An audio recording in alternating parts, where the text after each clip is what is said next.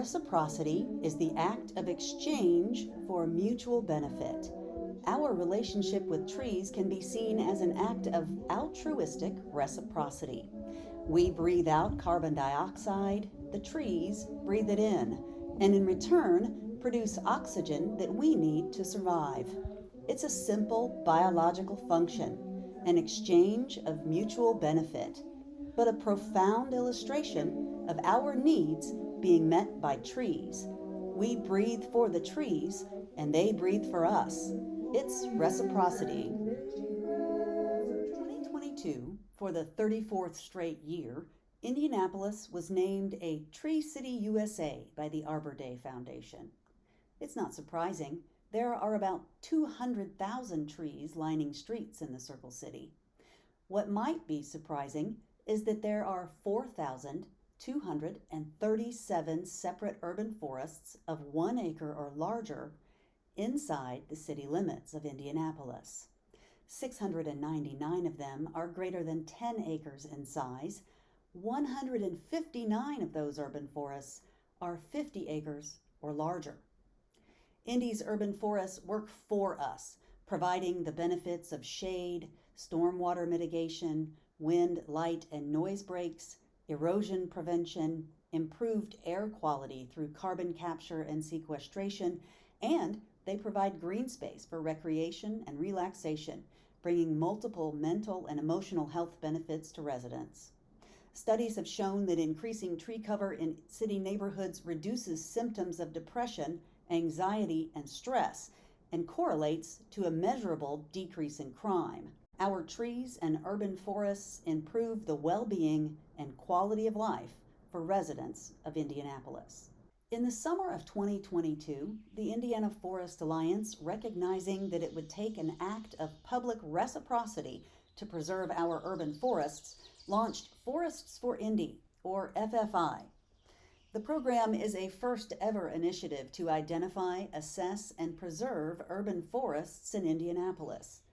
Using a data set acquired and shared by Keep Indianapolis Beautiful, IFA's Conservation Director, Dr. Ray Schnapp, used mapping information generated by Specialized Light Detection and Ranging, or LIDAR technology, to identify Indy's urban forests and gather data on tree canopy coverage, density, and height. The IFA published the correlated data of multiple studies weighing the environmental and socio-scientific impacts.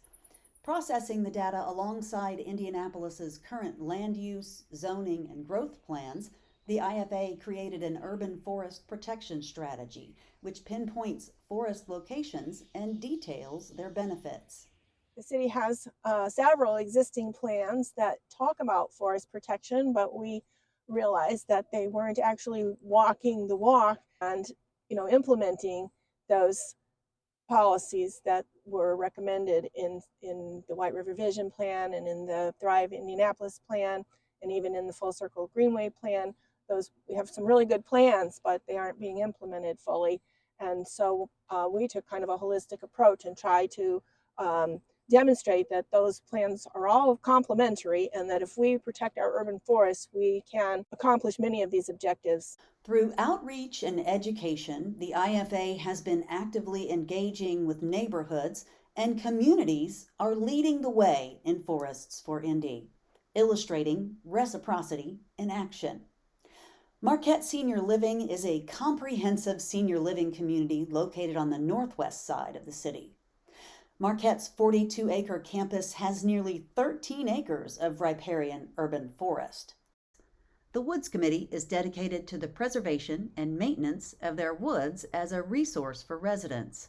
Nancy Koski, chair of the committee, explains the important roles their woods play in their community. For those of us that have learned to enjoy being out of doors, and that's actually quite a few of us, we've got a large group of committed people here in one way or another, all with different kinds of skills that they can add to the process that we use. A lot of them have a fairly strong science background and they understand the process of plant growth and what plants do and what they contribute to air quality. They're passionate about removing carbon from the air we breathe, and also adding oxygen to it, and recognize that it's not just for us personally, but it's for the entire community. The group routinely performs cleanup and maintenance duties in their woods and along their section of Crooked Creek. Clearing the trails and making them safe to allow for more resident access and removing invasive plant species are priorities for the Woods Committee, which often involves some hard physical labor. Crew members Pete McKenna and Phyllis Best enjoy the rewards of woods work. It's been primarily honeysuckle, and I spend probably 5-6 hours a week down here hoeing out honeysuckles. I kind of took on the garlic mustard, and that was my project last spring. I enjoy the physical labor, and I need it to maintain my health. At Marquette, quality of life is of the utmost importance, and they recognize that access to their wooded area improves the physical and mental well-being of the residents. Coming to work in the woods is a communion with nature that feeds our souls, and we just love it. And the trees are incredible.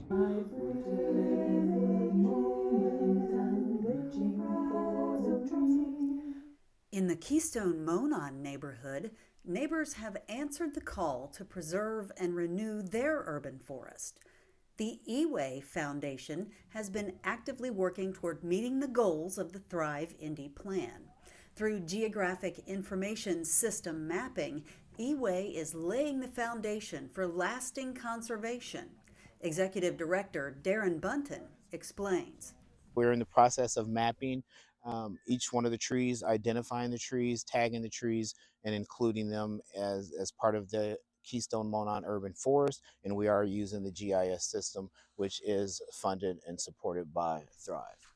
The Eway Foundation and their grassroots community homestead, Keystone Monon Farms, serve their neighborhood located along the Monon Trail in many ways. Particularly people who had not been exposed to homesteading, to raising poultry, to environmental education, sustainability, and conservation. So I've always been an outdoors person. I've always admired nature, and because nature's taking care of me, and that's why I like to take care of trees and animals. So Eway, the E in Eway stands for environment, the W stands for women, the A stands for art, and the Y is for youth. Reciprocity is at work in the Keystone Monon Urban Forest. The trees are protected by a network of residents, and the native tree cover protects the neighborhood from the increasingly harsh effects of climate change. The urban heat island effect, a threat in many city neighborhoods, is reduced by the area's concentration of large trees. Larger, older trees not only provide shade, but also cool the air through the process of evapotranspiration, or nature's air conditioning. These are direct benefits to residents. In addition to providing us with the oxygen and the shade that we need, I think that the main contribution to this particular community would be preserving our runoff, our water ways. So the municipalities save money in us planting trees. The municipalities are able to see the benefits of the trees, which they can then translate for the people. So we want to plant as many trees as we can to continue to address the issues that all of us care about. In May of 2022, Eway, in cooperation with KIB, Indy Parks, the Black Firefighters Union, and the Keystone Monon Neighborhood Association, organized more than 150 volunteers to plant 80 trees in nearby Arsenal Park.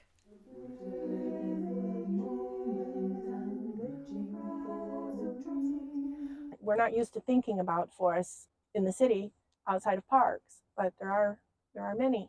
Findings of our work is that there are many forests remaining in Indianapolis that could be protected and could continue to serve as part of our green infrastructure and providing many benefits to the city if we take steps now to prevent their destruction.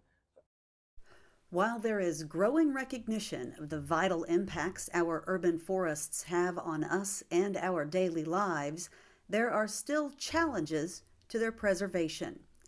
Development is the single greatest threat to our urban forests in Indianapolis. Well, I think we need to be really thoughtful about how we develop as a city. We need to redevelop areas that have already been developed and try to preserve our green infrastructure. Indianapolis has a history of flooding. There's a fine line between development and disaster, and we have to keep that in our sight. Development is the biggest threat to our urban forests. The conversion of forested land to other land uses is the biggest threat. And so as the city grows, and Indianapolis is growing pretty steadily, as the city grows, there is a tendency to lose these forested areas. FFI has extended their outreach and awareness campaign to policymakers as well as to the people. In December of 2022, the Indianapolis City County Council passed Resolution 397.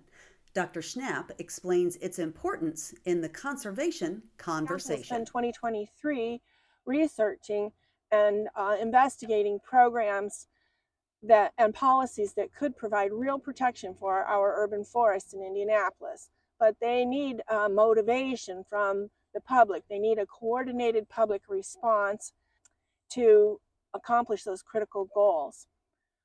We believe that neighbor power will help motivate change and move Indianapolis towards greater reciprocity and a greater conservation ethic. That public input will help change the narrative about our urban forests.